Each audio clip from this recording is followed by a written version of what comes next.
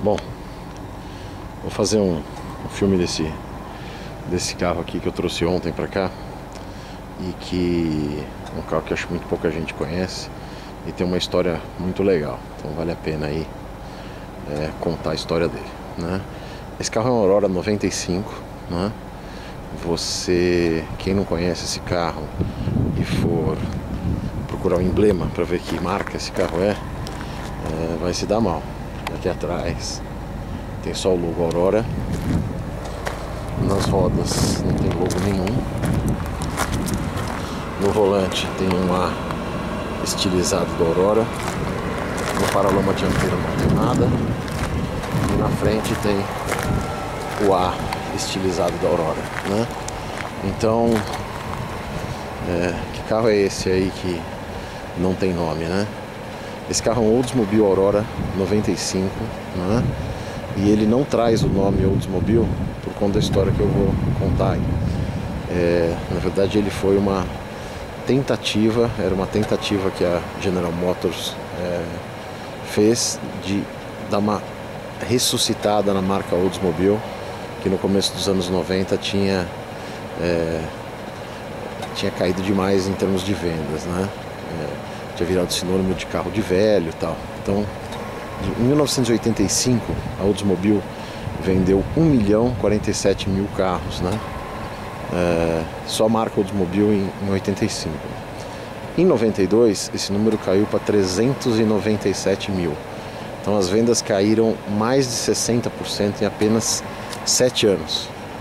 Quando eu morei nos Estados Unidos em 86, era a época que estava, 86, 87, era a época que estava, a GM tinha colocado uma assinatura nas propagandas do Oldsmobile, que era "It's not your father's Oldsmobile", ou seja, não é o Oldsmobile do seu pai, né?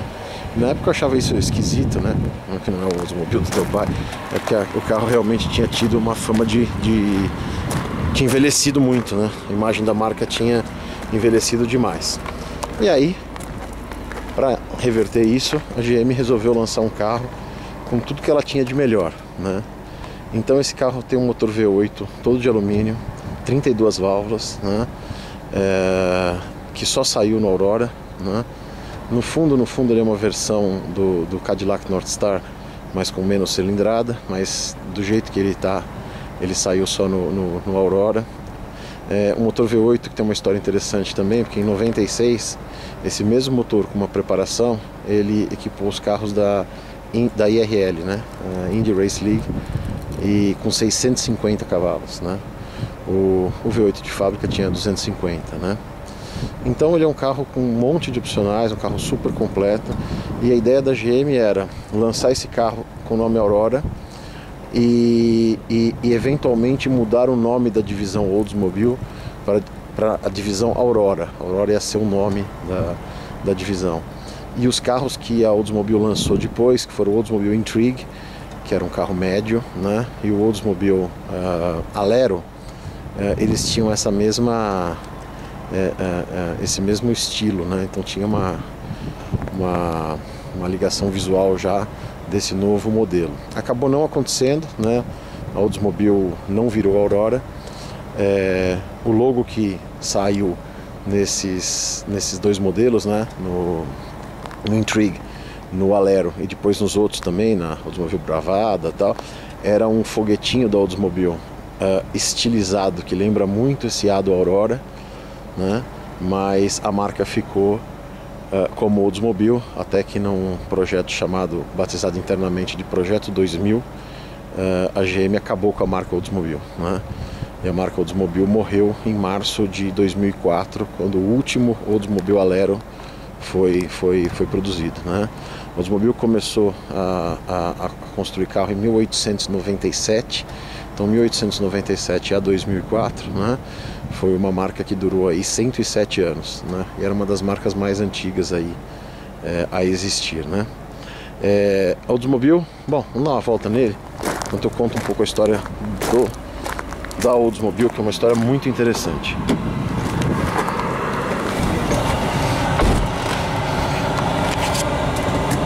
Quando eu falo de Oldsmobile, uma pergunta que eu sempre gosto de fazer é: quem criou a Quem criou a... Fechando aqui o teto para não vir barulho, né? Desligar o ar também, fica mais... Beleza. Quem criou a linha de montagem, né?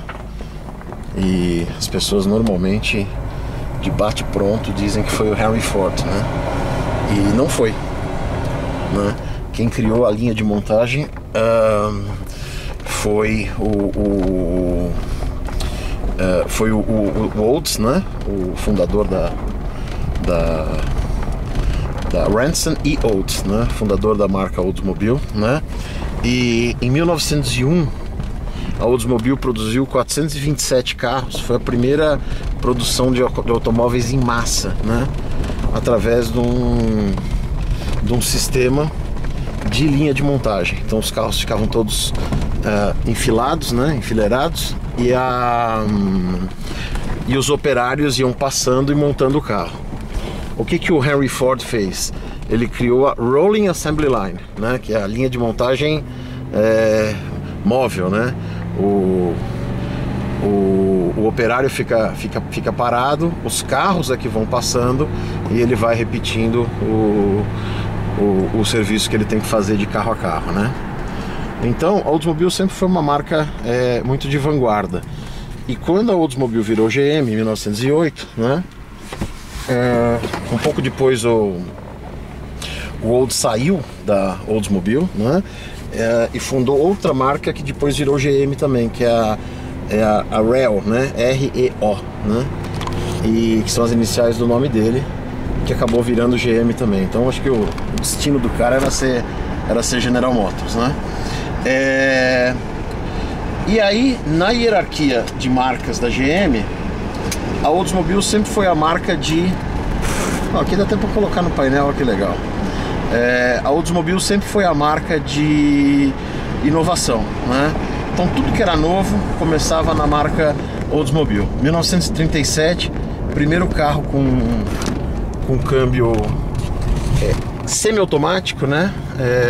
Foi um Oldsmobile. Esse mecanismo era produzido pela Buick, mas a Buick não pôde lançar nos seus carros até 38. Teve que sair primeiro na Oldsmobile. E em 1940, o primeiro câmbio automático de verdade, o primeiro câmbio dramático, né? Saiu no Oldsmobile em 1940, né? Então o primeiro câmbio semiautomático, o primeiro câmbio automático, né? Depois, em 1949, até 1949, os motores V8 eram os motores flathead, né?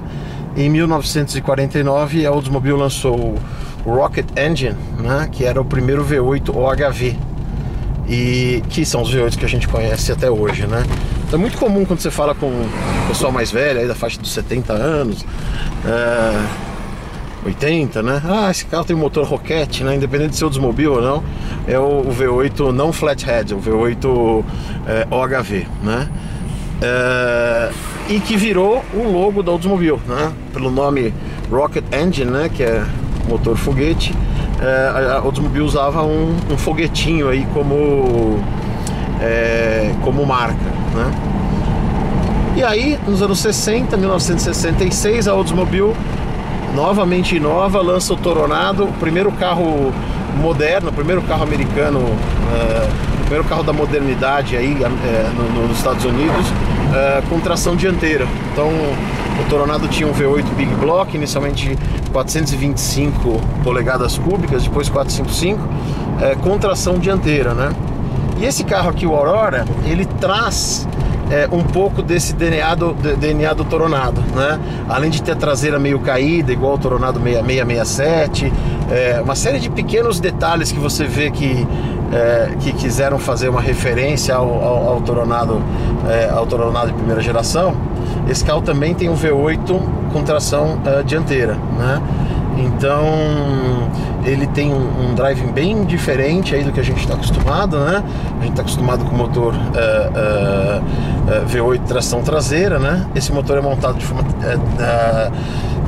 montado transversalmente, né? E com tração dianteira. Então ele tem uma pegada assim bem diferente, né?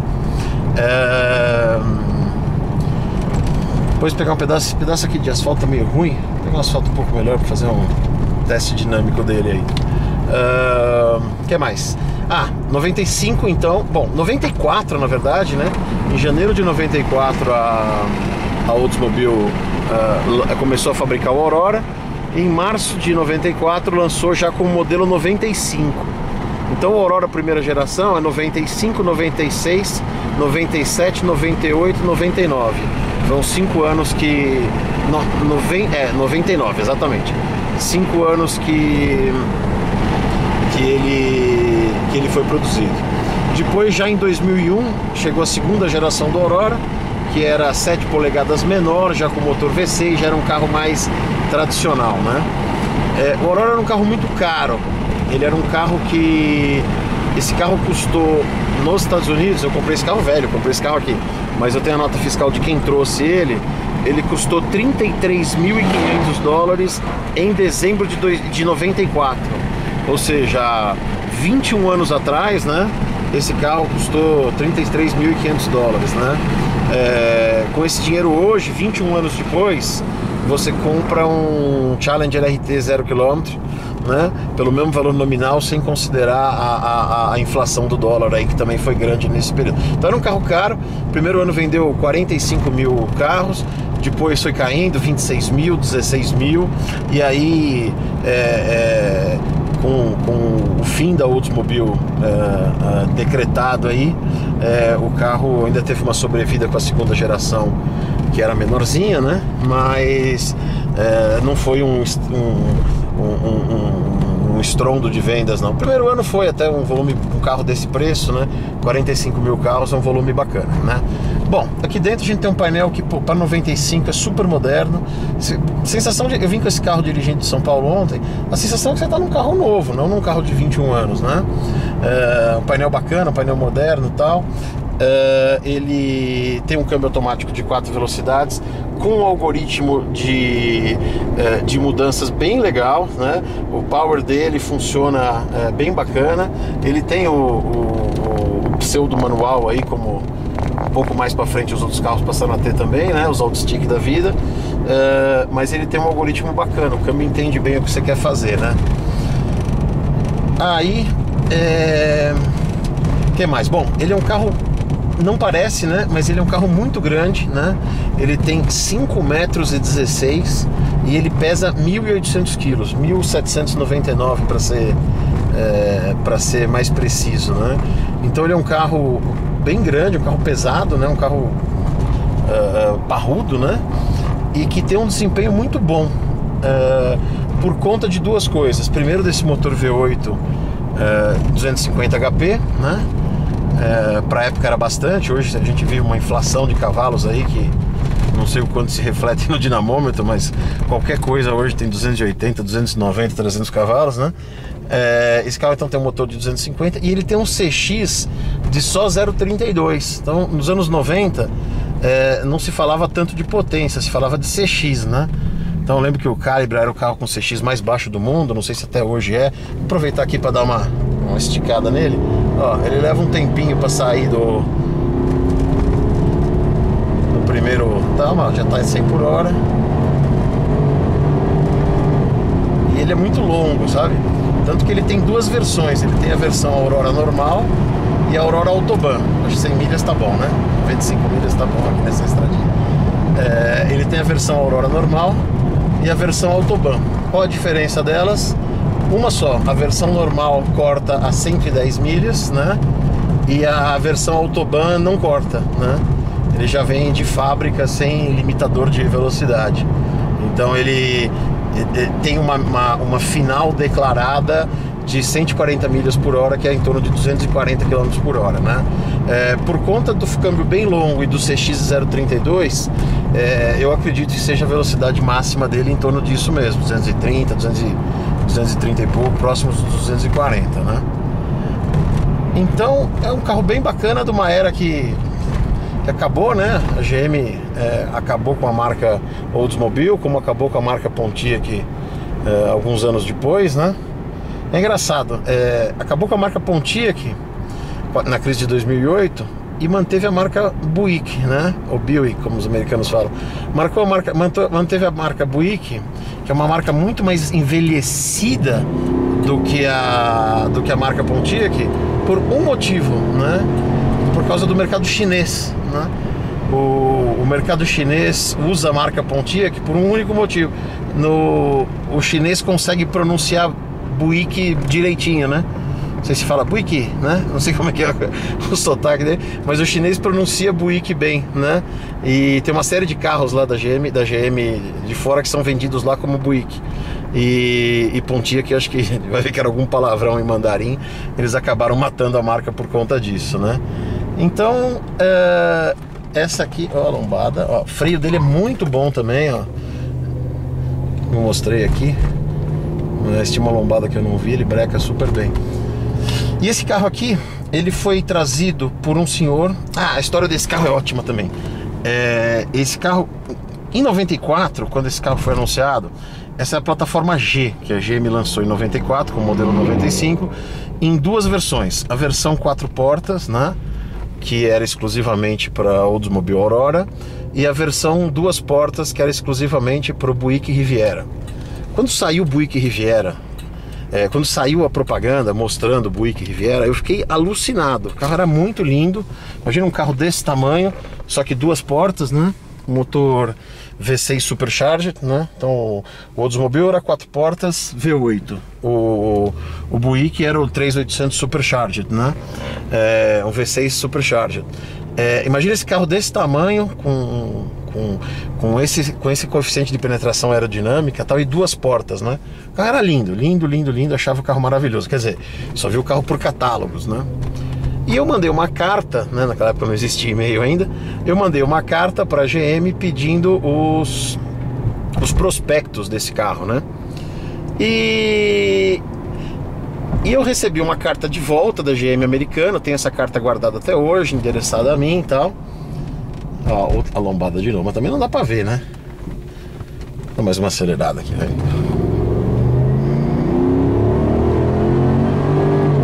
Ó, ele troca a marcha a 6.000, né? Isso é bem legal. Essa curva aqui, ó, essa curva tem história. Em 1987, eu não tinha carta ainda. Tava treinando aqui, porque meu pai tinha um sítio aqui perto. Eu rodei nessa curva aqui com a Caravan 88 do meu pai. Mas é uma outra história, deixa para outro dia. Bom, então eu fiquei louco, fiquei alucinado com esse Buick quando saiu. E a GM me mandou uma carta dizendo que, infelizmente, esse produto Buick Riviera, ele não era um produto para o meu mercado brasileiro, e que eu deveria procurar uma concessionária GM, que com certeza eles encontrariam algum veículo que atendesse às minhas necessidades, né? Eu fiquei imaginando qual seria, né? Eu queria um carro 2 portas, não sei o que eles iam me oferecer, um Cadete, né? Então, puta, eu guardei essa carta até hoje. Dentro vieram os catálogos do Buick Riviera, mas com os adesivos, né? Não válido para o seu mercado, não válido para o seu mercado, não sei o que tal. E aí, um pouco depois, um amigo meu comentou que tinha visto uma Aurora no Jardim América, né? E aí, um pouco tempo depois, a gente descobriu que esse carro era esse, né? Ficava na Rua Honduras. Era um senhor que viu esse carro nos Estados Unidos e foi na Torque. A Torque é uma oficina que tem uma história fantástica também.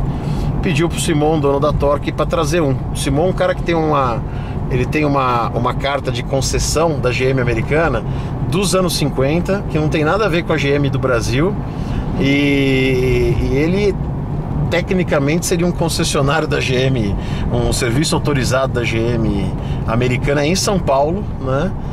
Sem que a GM do Brasil tivesse nada a ver com isso. Ele importou muito carro, diz ele que em 74, ele que trouxe a maioria desses Camaros 74 que tem até hoje. Ele disse que importou cerca de 1.000 Camaros em 74. E nos últimos anos ele estava trazendo aquelas Suburbans, né? E em 94, o primeiro dono desse carro pediu para o Simon trazer uma Aurora para ele, né? E ele importou esse carro para o primeiro dono, e o carro ficou a vida toda na Rua Honduras, né? Em 2005, um dentista que eu ia tinha mudado o consultório lá para a Rua Honduras, e saindo do dentista, andei uns 2, 3 quarteirões para frente a pegar brigadeiro, vejo a Aurora na rua. O cara botou o carro para dormir na rua. Não sei se na época tava reformando a garagem e tal. Eu sei que eu fazia vigília nesse carro. Eu ia todo dia à noite lá para ver se estava na rua, até que um dia sumiu. Achei que pudesse ter sido vendido, na casa nunca tinha ninguém e tal, mas não, o carro tinha voltado para a garagem, né? Um pouco tempo depois, esse cara voltou em 2008, ele voltou no Simon, não estava mais enxergando bem, queria vender o carro, e o Simon anunciou o carro. Esse mesmo amigo que contou que tinha visto a Aurora em 95, né, me ligou porque tinha visto o anúncio do Aurora. E aí eu fui lá e comprei o carro do Simon. O carro está hoje com 33 mil milhas, né? O carro bem inteiro, os bancos de couro tudo original, tudo bonitinho, né? O carro com acabamento bem diferenciado aí, bem legal, né? A única coisa que não está funcionando, porque ele ficou um tempão parado, é o ar, deve ter perdido o gás, né? Então, eu estava com o vidro aberto até então, né? O resto funciona tudo, tem um som bacana, o som é legal. O único lugar que tem a marca Oldsmobile é no rádio, né? De certo, porque pegaram o mesmo modelo de rádio aí que estavam usando aí em alguma outra coisa e tinha o logo não, o nome Oldsmobile, né? E na tampa do motor tem um Aurora V8 bem grande, né? 32 válvulas e tal. E tá lá, produzido pela General Motors Corporation exclusivamente para Oldsmobile. São os dois únicos lugares onde há referência do nome Oldsmobile, né? Então é isso aí, aproveitamos para contar a história da marca Oldsmobile, que é uma marca muito bacana, uma marca muito legal, pouca gente conhece, né? Pouca gente assim com menos de 40 anos, o pessoal com menos de 40 anos, pouca gente conhece, né? O pessoal mais velho aqui nos anos 50, anos 60 foi um carro que existiu bastante. Conta a história da marca Oldsmobile e desse carro aqui em específico do Oldsmobile Aurora 95. Fico devendo aí as imagens aí do cofre, porque acho que eu não vou ter bateria para chegar lá e abrir de novo. Mas é isso aí, acho que deu para mostrar o carro, né? Valeu.